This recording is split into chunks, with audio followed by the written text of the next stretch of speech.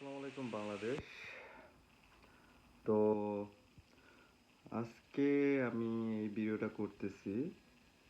এর উদ্দেশ্য হচ্ছে আমি আপনাদেরকে বলতে চাচ্ছি যে ডক্টর ইউনূস একটা কাঠের পুতুল কিভাবে বাংলাদেশের অর্থনীতিকে ধ্বংসের দিকে নিয়ে যাচ্ছে।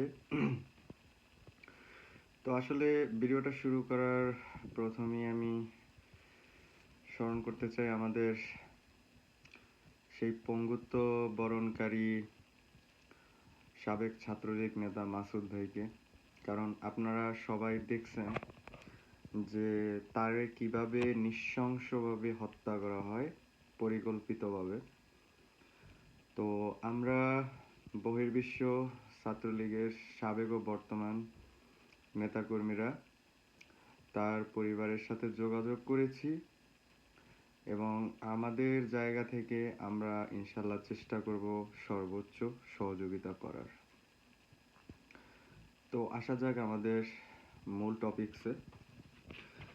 তো যেটা বলছিলাম যে ইউনূস সাহেব কিভাবে আমাদের বাংলাদেশের অর্থনীতিকে ধ্বংস করতেছেন।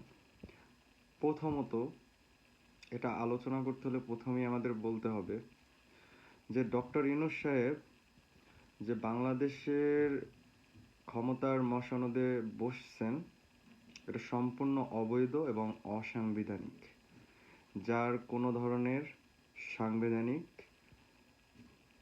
ভিত্তি নাই। তো এই অবস্থায় ডক্টর ইউনূস সাহেব যখন বসছেন ক্ষমতায়, তো আমাদের সভানেত্রী এবং মাননীয় প্রধানমন্ত্রী শেখ হাসিনা সে কিন্তু কোনো পদত্যাগপত্র জমা দেয়নি। এবং এটাও আপনাদের বলে রাখি যে জাতিসংঘের নিয়ম অনুযায়ী কোনো দেশের প্রধানমন্ত্রী যদি পদত্যাগ না করে এবং তার পদত্যাগপত্র যদি ওখানে জমা না হয়, সেক্ষেত্রে সে নিয়মতান্ত্রিকভাবে যে কোনো অধিবেশনে যোগ দিতে পারে। তো ডক্টর ইউনূস যেহেতু অবৈধভাবে ক্ষমতায় আসছেন একটা কুয়ের মাধ্যমে, তো এখন সে অর্থনীতিকে কিভাবে ধ্বংস করতেছে সেগুলো আপনাদের সামনে তুলে ধরতেছি।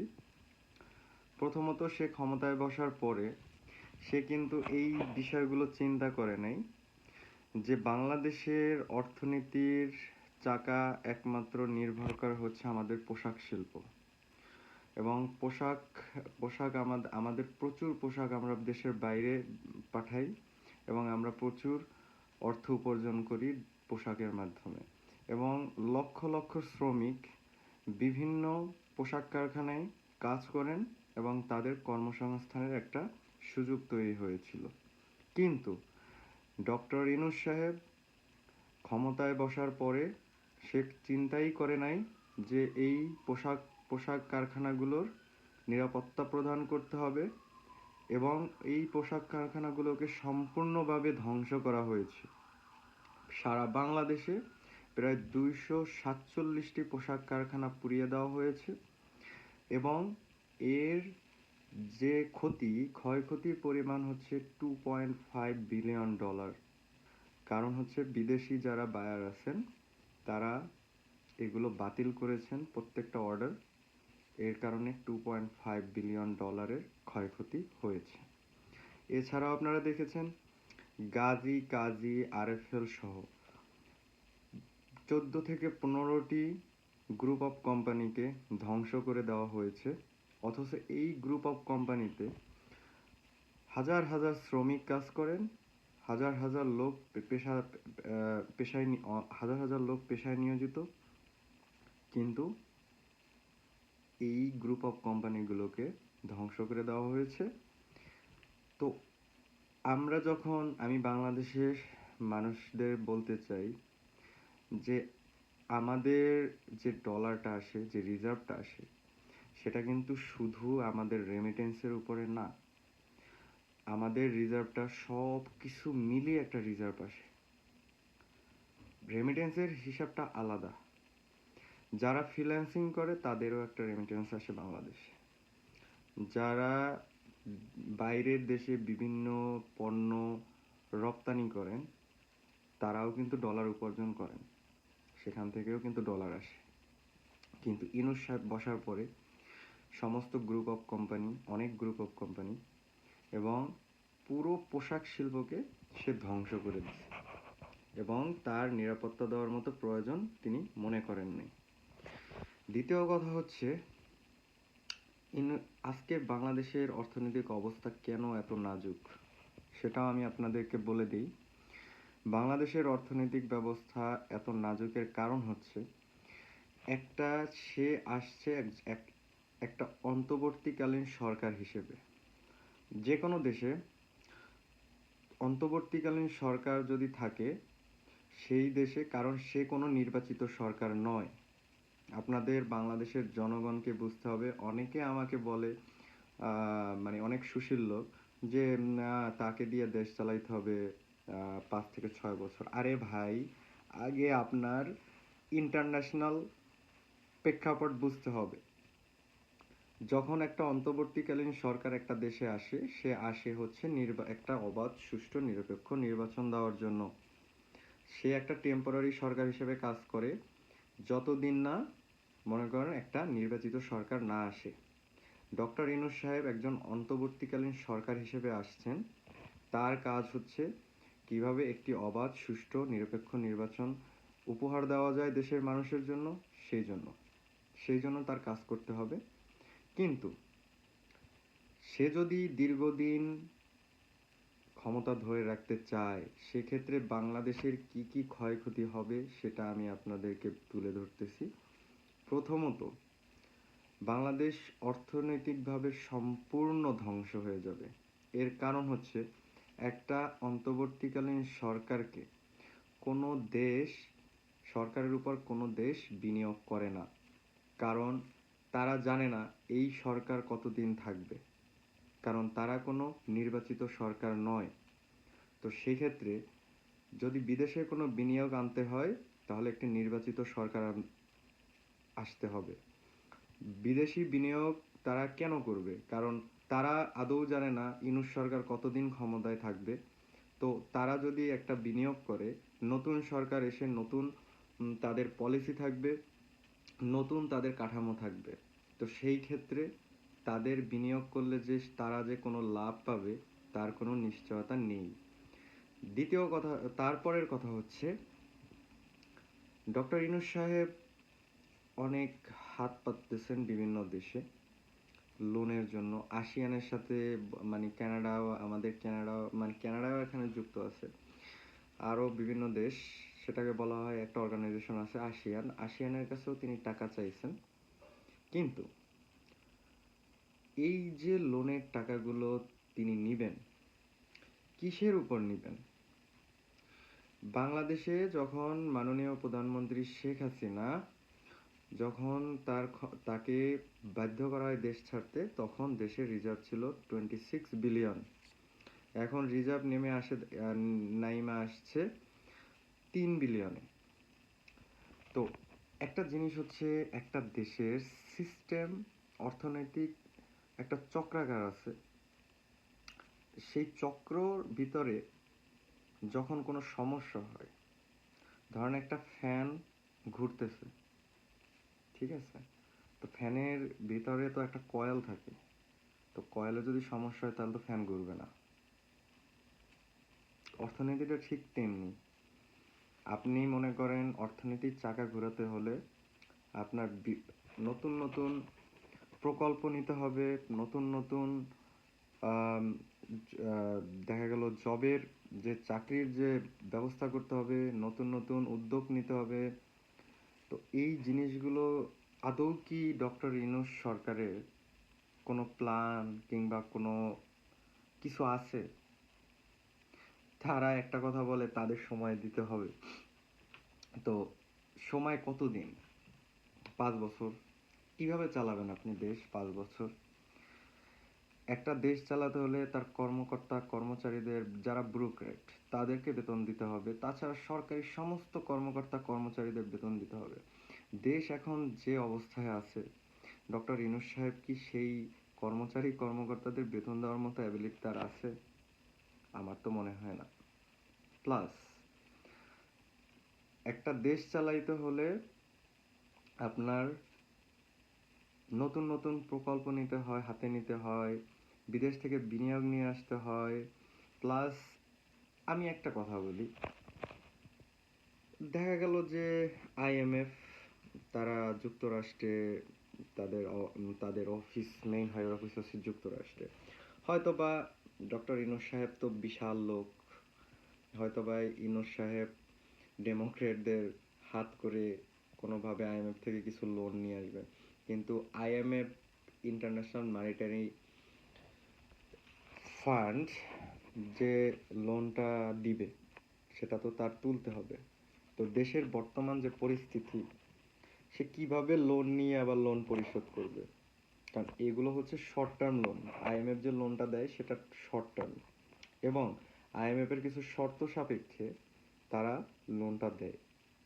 সেক্ষেত্রে হতে পারে তেলের দাম বেড়ে যেতে পারে, বিদ্যুতের ইউনিট বেড়ে, কারণ তারা চাইবে হচ্ছে তারা যে টাকাটা দিবে সেটা ইন্টারেস্ট সহ তাদেরকে পে করতে হবে।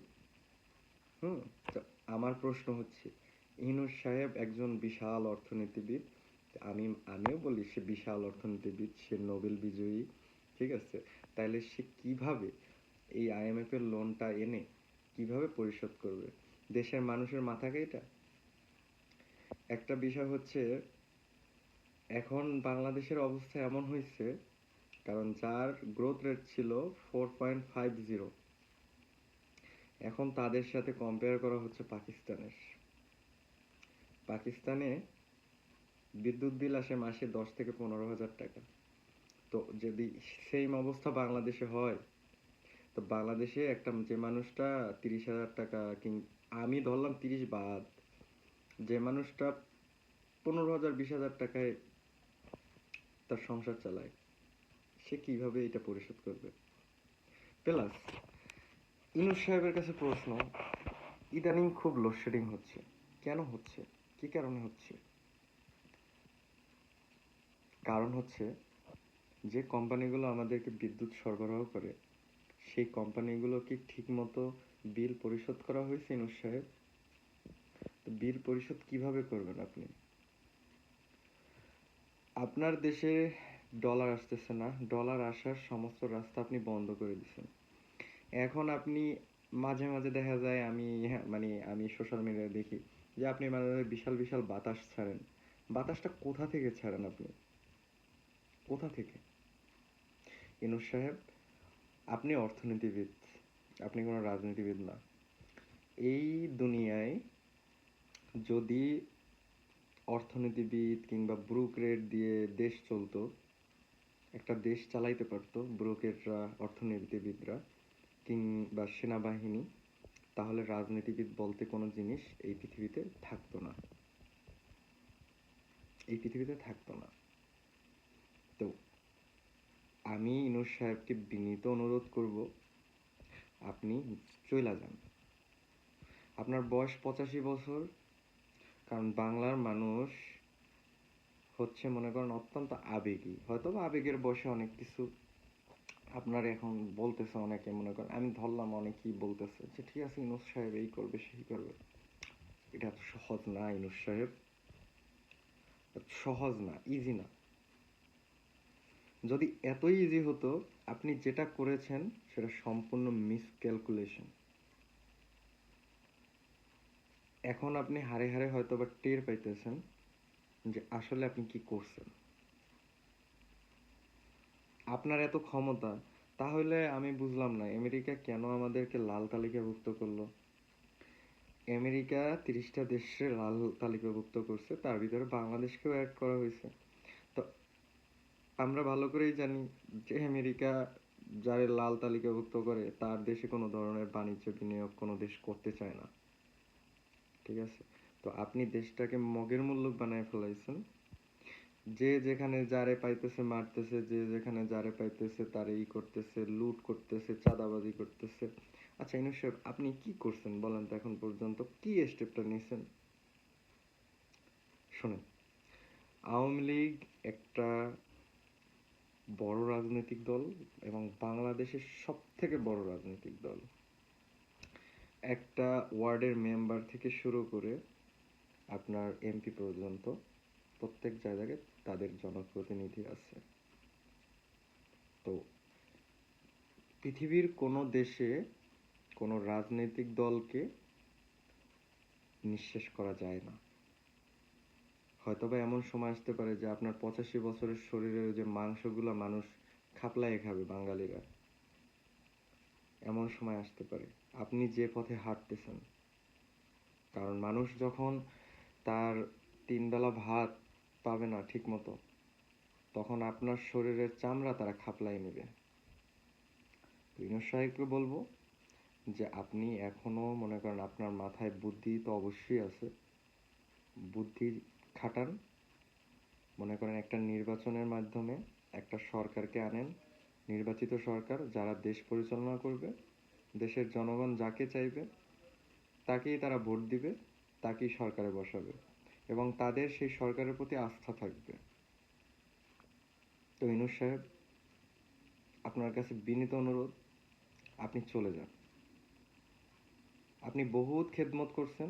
আপনি 1971-এর স্বাধীনতা থেকে এখন পর্যন্ত বাংলাদেশের মানুষের কাছে কি, বাংলাদেশের মানুষের জন্য আপনি কিছুই করেন নাই, অথচ আপনি নোবেল বিজয়ী। বুঝলাম। তো আপনাকে বাংলাদেশের মানুষ চিনে একজন সুদখোর হিসেবে। তো যাই হোক ইউনূস সাহেব, আপনি যত তাড়াতাড়ি সম্ভব আপনি চলে যান। আপনারই আর দরকার নেই বাংলাদেশের মানুষের। আপনার বহুত দেখছে, আগে বিদ্যুৎ 2-3 বার যাইতো, এখন মনে করেন বলে যে এখন আসে। ঠিক আছে, বলে এখন আসে। এই পরিস্থিতি আপনি বাংলাদেশের করছেন।